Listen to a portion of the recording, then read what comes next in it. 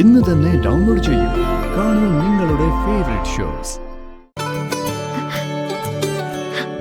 ചേച്ചി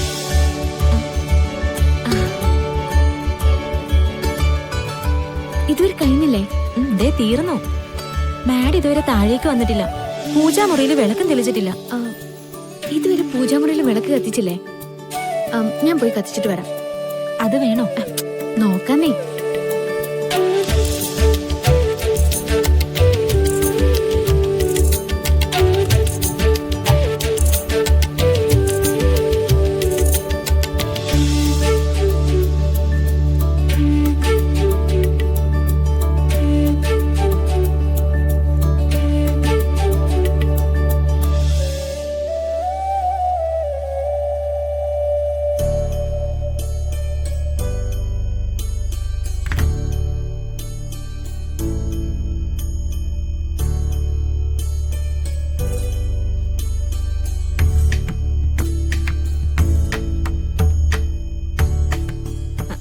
കഴിഞ്ഞു മോളെ.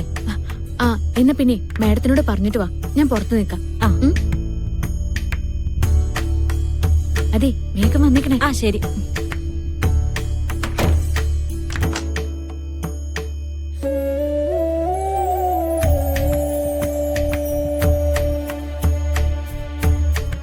Madam, madam.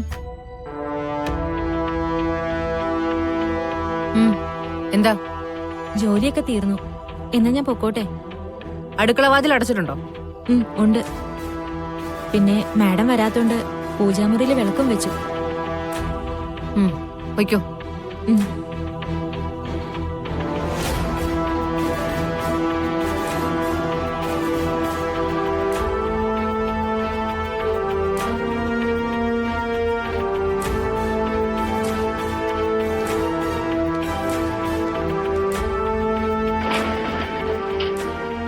വാ, വേഗം കേറി ചേച്ചി.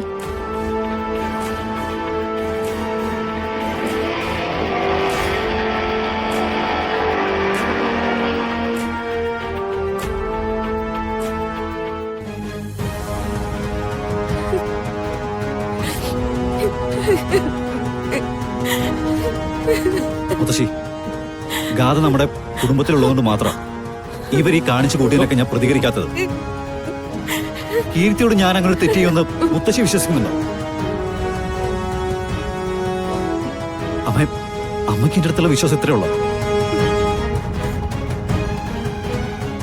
അച്ഛാ, നിങ്ങൾക്കൊക്കെ എന്താ പറ്റിയത്?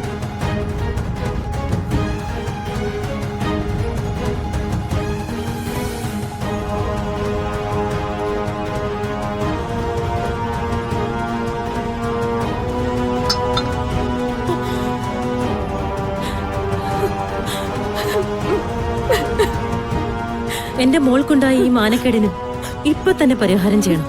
എന്തു പരിഹാരം? നിന്റെ സാറുണ്ടല്ലോ, അവൻ എന്റെ മകളുടെ കഴുത്തില് താലി കെട്ടണം.